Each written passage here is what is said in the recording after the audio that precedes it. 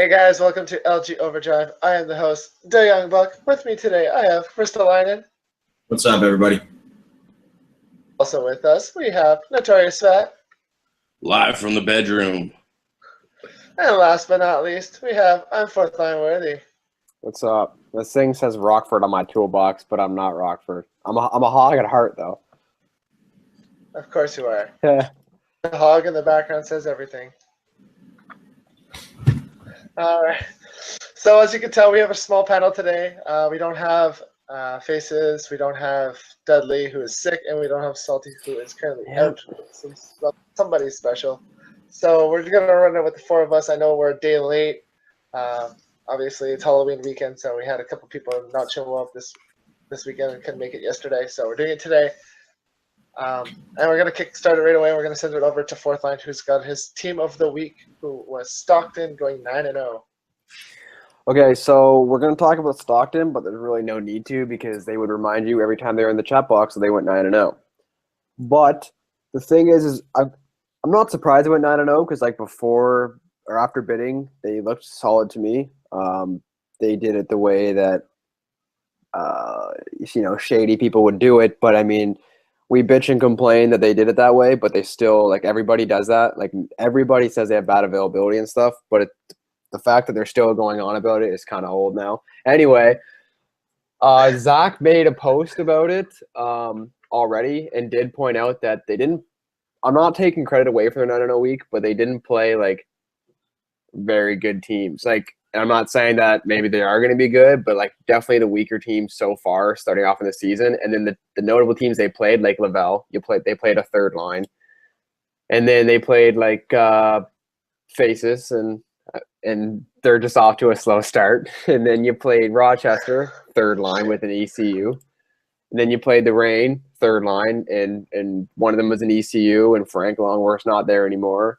So it's like obviously he wasn't important to the build. So it's like you go 9-0 and that's awesome, but you don't need to remind everybody every 30 seconds that you were 9-0.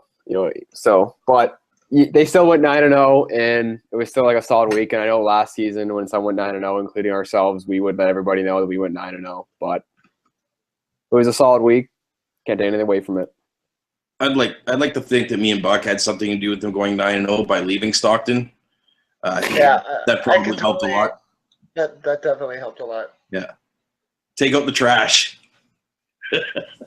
I mean, I beat Stockton's first line in week 1, so I don't know if it was me. Oh, so it's you're. I don't even know who Stockton's top line is because like they're playing them tonight. Well, I asked Math, right, and he was like, I think Squid's our top line, but apparently it's not Squid. It's Snooch and Luke and SMS. That's what I figured, dude, because they're good. They are good, and they're playing with Bell and Mini Nooch. They're top pair. So. And their goalie, Grandpa Puff, 420. He's so good. And it sucks that another good goalie's got a really bad ego. So hard to find one that's not like that. Maybe it's the other way around. Maybe the bad goalies have good egos, right? And the good goalies have bad egos? Well, like, look at Rocky Star. Like, he knows he's good. Or Bounce NHL, but Bounce Xbox or XB. They're, like, good goalies, but they're in the chat box remind you that, like, they're the best or being cocky and ignorant. There's just a lot of, like, head cases in that. Like Ranger? Yeah, well, I don't know. God. I don't know if Rangers. I had to mute Ranger because but I wouldn't put him in the tier of like Rocky and shit. Paint Train. Yeah. All right, we're gonna send it over to Risto for his shitter team of the week. All right, so we're gonna go ahead and stick with Charlotte here. Going 0-6-3, not one win the entire week. That's pretty brutal. They didn't play. They actually played a somewhat decent set of teams, but overall, awful week. Losing to the Fourth boys 6-3. What are you laughing at, Fourth? Just awful week. Awful. It was just you can't sugarcoat it. No, you can't even say like, oh, this game was close. This game was close. Nope, it was fucking awful. They lost all game. Except for that one game where those 3 games that went. When did they win their game? They won 2 straight on Monday last week. That's pretty elite. That's kind of I don't know how to say kind of elite. You don't even know like how to say how bad they were without sounding like saying they're bad. Yeah, they're bad. That's about it. It was maybe they'll turn it around. It's kind of in the title of the segment, the shitter of the week, right? So I don't know if you really need to expand upon that. If you're the shitter, you're the shitter. You know what you did. But it's kind of like if you want to get if you're gonna get offended by it, then it's like, well, then you're no fun because like just accept the fact that week you were shit. Everyone's had a bad week. Everyone's had bad seasons. Well, most people. But you know, if you're the shitter, you're in the toilet. You get flushed. You start again. Fresh toilet. Let's go. Is that what Tucson is this season for you? It's a fresh bowl for you. We're just kind of mingling right now. We're just floating around. We're not decided if we're gonna flush or what yet. But right now we're in the bowl. We're in the bowl. you're keeping your head above water and you're just floating. We are. Yeah. I'm clinging onto some toilet paper, just holding on for dear life. Sounds like a accurate let's metaphor stop. there. All right, we're gonna send it over to Notorious, who's gonna do an introduction for something that he'll be starting next week. Yeah. So last season, I used to write an article there called "Life in the Cage." That was a weekly thing I was doing every Friday night. I just don't have the time to do it this year, so you may have noticed it being absent. It's just between doing management this year for my first time, still doing the show here. It's just, it's too much. So what I'm deciding is I'm going to port it over to the show here. It'll obviously be a little more abbreviated than you had during the write-up, where I had many different people mentioned, different categories. So I'm going to switch it up a bit. There'll be some new categories, maybe some things that were around last year people enjoyed, and maybe some that they didn't. But it'll be back. I'm going to start that next week. I just did not have time to start it this week. Will we be are we going to see the return of the cockhammers? Well, I don't know if we can use the terminology cockhammer here. I don't know if I'm going to get the bleep out here or not. I've retitled it already, so I know that much. It won't be called the cockhammer. But you'll have your studs, you'll have your duds. I don't know if we'll bring back the tag team thing or not. Most likely not, but definitely there will be a form of cockhammer going on. Someone's getting their dick squashed, and that's what's happening. It's going to happen every week, so tune in and find out who's getting their cock crushed. I am kind of glad you're bringing it to the show. It's something else to talk about. It's a different segment. It's the goalie aspect because we don't talk about goalies enough on here. So it's like rather than someone reading it, and if someone might, over a quick review the read, but if they don't see anybody they want to read about, but now it's the show and it's more opinion. Like you don't have to spend like hours making it. You know what I mean? It's just like you can just free speech it. Yeah, it was like every week it was about 4 to 6 hours. I'd be writing that on a Friday night. So exactly, and it feels like you're doing homework. 2 in the morning, it wasn't cohesive to a good lifestyle. So when I was doing those pre-rankings or whatever, like for the management, I was writing, and I realized how much time I spent. I was like, dude, feels like homework. This is why I stopped doing it, and I'm letting Zach and John and all that do the write-ups so far this year. Well, it's like the thing is taking like 4 or 5 hours to do those power rankings last I love the write-ups, and I wish because it used to be like all about that, but now that there's like the media podcast and stuff, I can go on here and just that's what I want to talk about. Yeah. Whether you want to listen to it right off the cuff, right? Exactly. It's like I don't have to get lazy about it halfway through. And you mentioned Buck, you mentioned John and Zach. Those guys are doing an awesome job. They're good write-ups. They did receive their media tags this week, deservedly so. Those guys are putting in the labor and the work, and they're writing really good stuff. Like that's quality shit that's coming out. I know as a guy who writes it, I can appreciate it. I know the work that goes into it. So good for you guys. Thank you very much. They're all different too, right? It's not all. And I look forward to the next one. They're fun to read. They're well written. They're unbiased.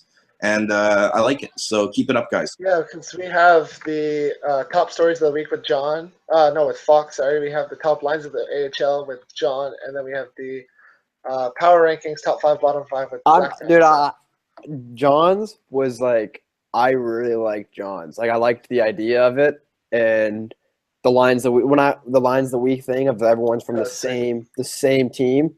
And when I first clicked on it, I thought I was going to be a troll. I was like, this guy's got to get the damn troll on the go And I read it, and it was good. I was like, holy fuck. Well, yeah, that's the thing, right? With shortened weeks now, we have also 3-4 days to work on this stuff. We have Thursday, It feels Friday, so weird to Saturday, be and done half on of Wednesday. Sunday. It feels so weird to be done on Wednesday. Like Wednesday night, you get Thursday off, Friday off. It is nice. Yeah. I think that was Bryson's idea. I know he always wanted Thursdays gone, but it was a I don't know whose idea, but it was a great idea. yeah. Yeah, it makes sense. It makes sense. It's kind of crammed for those 3 days. I don't really like, but it's worth it because it is like 1 extra hour as opposed to 1 whole night.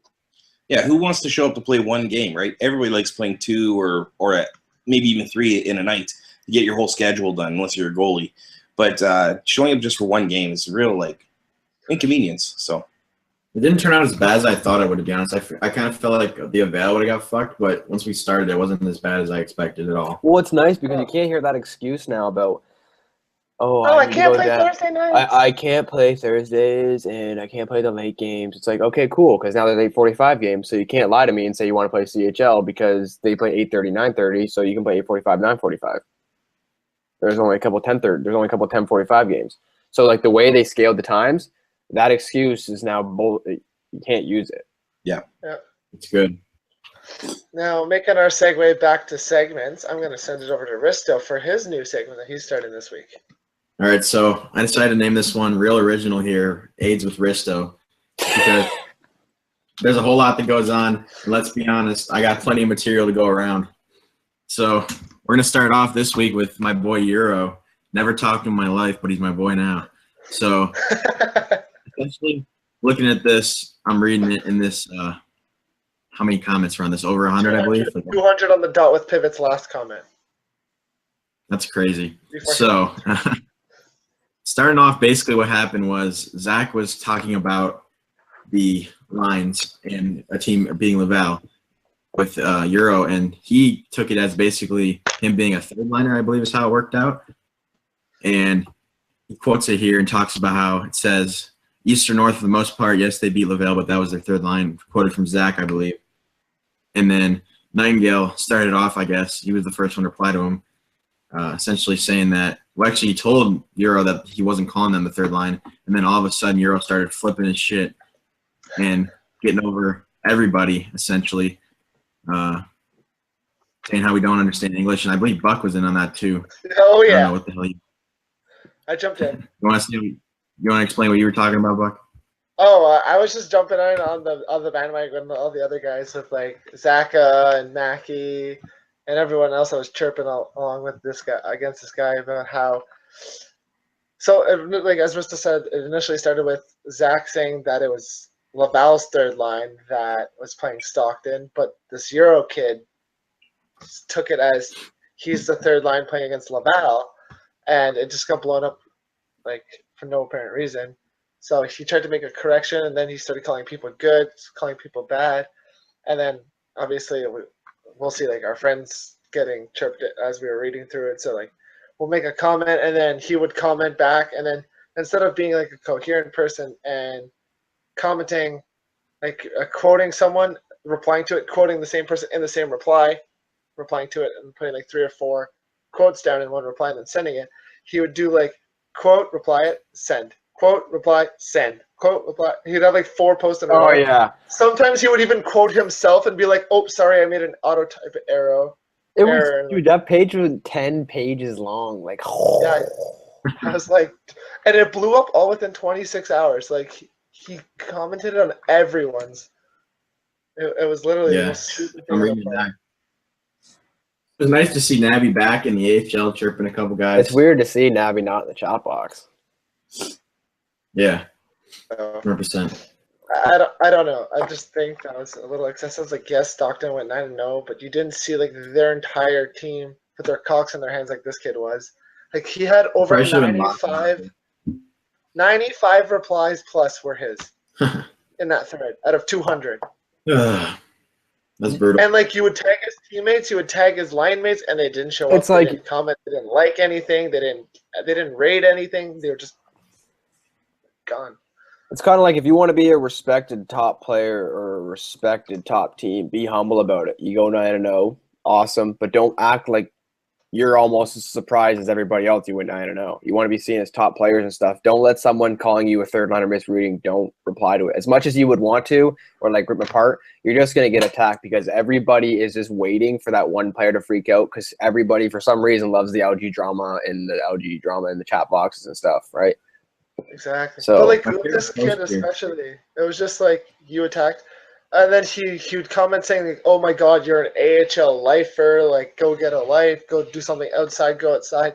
But he literally even said in the forums, he was in the CHL for 7 seasons, and anytime an AHL or NHL GM or management or whatever messaged him to ECU, he would just like throw it aside and be like, "Yep, I'm not gonna play. I'm not gonna even respond. Nothing. You just read it and send it away."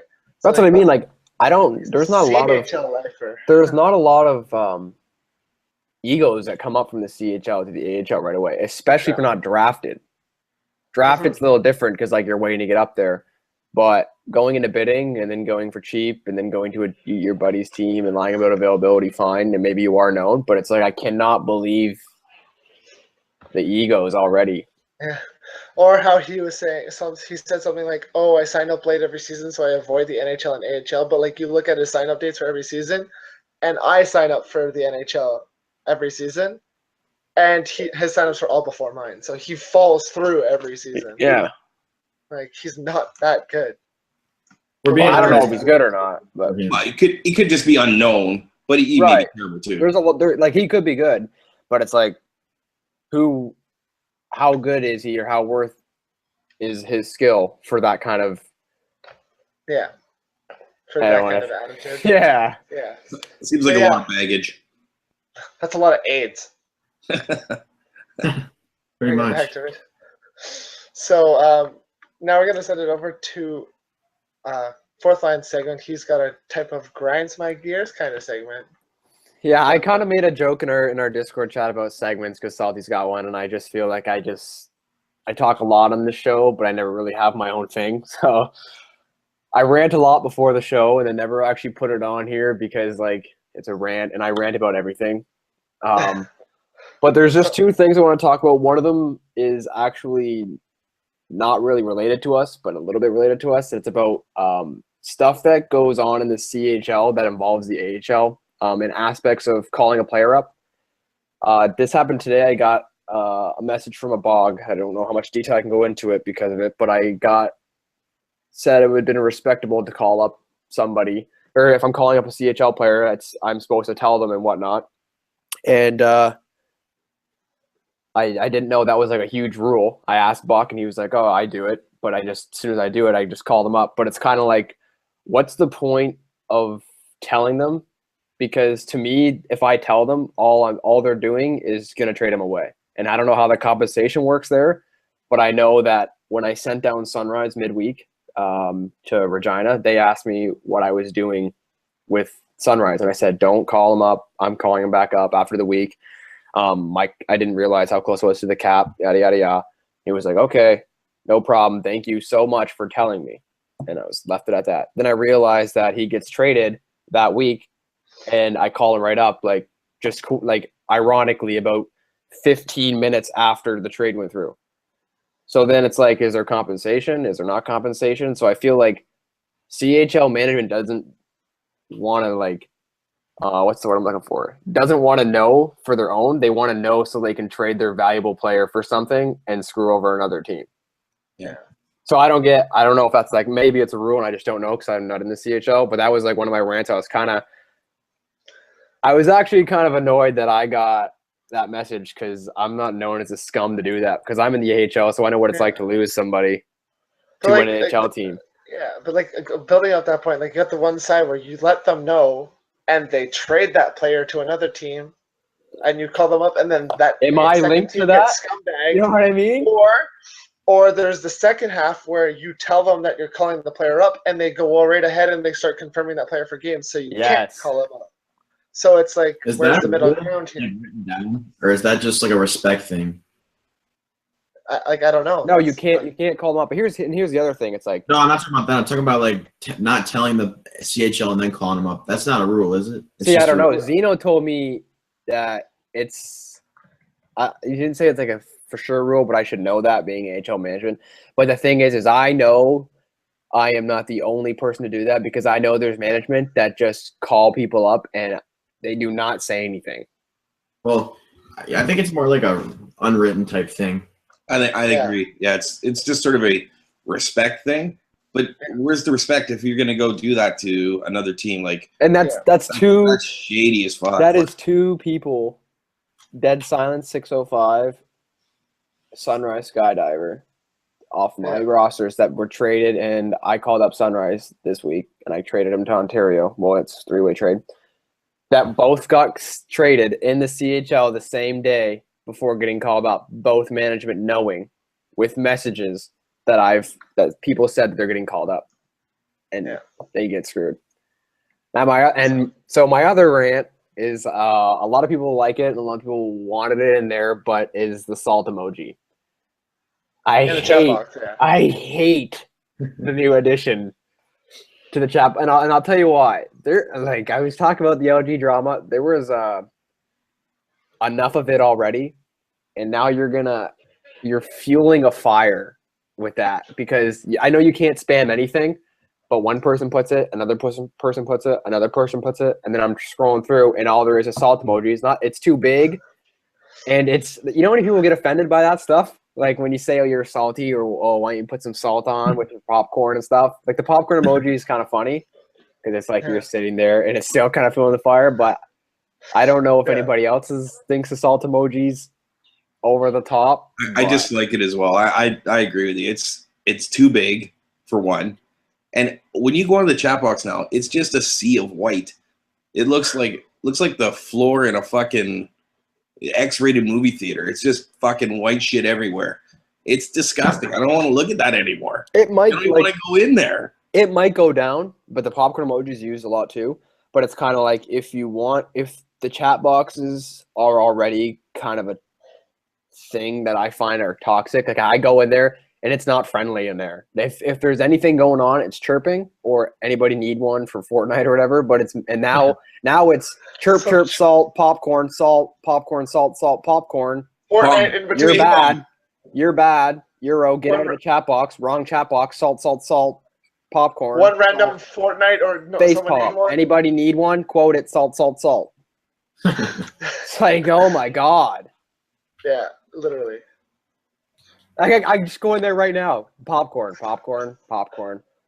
Trev, wrong chat box. So I'm assuming the salt emoji is about to be coming here soon. Are you talking about the NHL chat box right now? Oh no, the CHL one. Oh, even better. Oh, face palms from Malcheski. I like it. It's a small rate. I'm not saying like take it out, but I'm saying like it's got to be smaller, or like just stop spamming it. Let's give people a weekly allowance of salt emojis. 5 salt emojis a week. Or if you're a player of the week, you can have it. You still in the CHL shop box for? Yeah, well, you probably put it in there. Speaking of which, there goes Little. Yeah, and there's Little. It's just, that's another. Oh, there he is in there, the salt emoji. See what I mean? Yeah, if anyone's watching this live right now, everyone hit the salt emoji for Evan. I guarantee he puts his head. They know I hate it because they're in the chat box, or they're in there. They're like, throw the salt emoji. Little, I'm like, no. Little is watching. I know for a fact. So. I love this emoji. Of course he does. Yeah, well, those are my two small rounds. But yeah, those are honestly like two decent rants to talk about because. Dude, I can't believe that. Like, speaking for myself, I can't believe that was even considered to be put in the chat box. I'm really surprised by it. They've been asking for so long. And they've been asking for it. I get that, but they don't want it to be like, good game, salt. It's not like a trophy or anything useful. It's literally something that you're just going to use to chirp somebody. And as soon as somebody, they literally took out the old popcorn emoji for that exact reason. Yes. And now it's because, well, like this, I feel like the popcorn is not an attack. I feel like salt's an attack, which sounds really stupid. Like popcorn feels funny to me. Like salt is like offensive to people, but I don't know how it is, but some people, it's like you put something on there, like you get a little like drama in there in the emoji chat box. Everyone's putting the popcorn, and then the people are in it, and they just quote what they say, salt emoji. Every time they talk from then on out, salt emoji is going out, everything they say. It's kind of like, I don't Not know. wrong.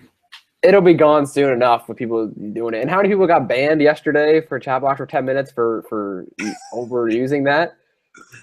Probably a lot. Yeah, too many. So I totally agree with that. Yeah. So yeah, and then for now, moving as another segue into segments is that I wanted to also bring up the fact that we still do have the 2 other segments with Dudley having his top 10 every week, or hopefully every week. I tried to get him on today, but he's sick, so I wanted him to come on and do a top 10 reasons why he got sick, but he didn't want to do that. So Number 1, caught the AIDS from Risto's segment. Yeah. And then Salty obviously will have his salty shoutouts right now. I think he's having a little bit of a salty surprise right now himself, so I can't complain there. That sounds disgusting. I'm not part of this anymore. I've got kids, Buck. I got kids. You can't talk like that. You're hiding in a bedroom. You're okay. I am, yes. All right. Says the one with the Anyways, black hammer. Can I just touch on one thing before I assume you're trying to wrap it up here? yeah. Just congratulations to our panel member here, Mr. Evan. This past week had a birthday. And Yeah. also leading 22? AHL in scoring right now. Yeah, I'm I a don't know if I've strap ever seen onto that though. before. I don't. When I think of Evan, I don't think, hey, this guy's an elite scorer. I think of his elite manager as a real good player, but I don't think he was an elite scorer, right? That'll go away. Something to me was a little off, right? So I started doing some investigating, and I was looking back and, his stats and stuff like that, and I saw some good seasons, some 50, 70, 80-point seasons. This one seems like he's really on a tear, right? Like 25 points so far in the team. That's 25 points in 6 games. That's a pretty good tick you're going at. That's a 4-point plus a game, right? 4.25, something like that. So something must be up. I think I figured it out. It's right here. Uh-oh. Huh? Some PD. It's syringe. Let's go. I think I figured it out. Yeah, but the thing is, it's Right in the thumbs. He's like, oh, gotta have my juice. Daddy needs his juice. The thing is that's funny is we joke about that, like in Kubrick on my team was like something's wrong with the AHL this season, like 4th times leading the league in points, and like the main reason I don't ever like brag about that in the chat box, or some people do, or like, oh, look at my season, is because I know I haven't played the tougher teams, but you also got to know is like I actually hate playing. I like good games, but it's like the availability is bad, so it's like I know I'll go down slowly because availability gets better, and like even this week I'm playing tougher teams. But it's funny because it's like at the end of the games with Jared and Ghost, we always joke that they carry me, and it's like I always lead out with points, and they always say, "Oh, we gotta just stop passing, force line the puck," because it probably doesn't hurt that you run a good team like you have for years, right, or for seasons. You've run, and it's the same team. You surround yourself with good people, it's gonna rub off on you at some point, right? Like whether you backpack or not. That's what we need a backpack emoji. Do we have one? You're gonna be good. 13 points. You may as well throw in a backpack emoji now. Yeah, get like Dora the Explorer's little backpack there, and everyone can sing the song. It'll be fun. Evan, just so you know, there actually is a get carried emoji. Just so you know. Oh, is there actually? Yeah. Oh, I didn't know that. We're at. No one uses it because it's not a personal attack. Because it's not in the smileys; it's in general. No, I'm gonna start spamming it so people figure it out. Yeah, but if you look at the point race, though, it's a lot of people that I didn't think would be up there. That's why I know. That's why I know it's gonna change. Yeah. It's a lot of unfamiliar names. Well, not unfamiliar names. Well, like Breezy, no surprises up there. Excuse me, but like OCB Bombay, Burning Wolves, Bertonsky, Mayor Topcat, myself, Darth, Ichi. Ichi's an assist man. It's like just so all those other guys you just listed off, just so they're aware, I'm on to you as well. I know what's going on. I know. Yeah, it's like you don't notice. You don't piss test it all in you. Legacy. So what you're saying is that for 4th line as a birthday gift, he should get first lines this week. Yeah, sure. Yeah, I think we're gonna If get any of fluke. you play me, any of you guys on that list, and you start lighting me up, I'm fucking piss testing you for sure. I'm sending you, Ah, I'm getting your asses suspended because if you fucking light me up, I know what's going on. yeah, I got a week this week. All right. Gotta Well, prove You got myself. week 4? without any further ado, that's it for this week's show. I hope you guys enjoyed it with just the 4 of us. Hopefully, Dudley, Faces, and Salty can make it next week. Otherwise, we'll catch you guys next week, and we'll see you in week 3.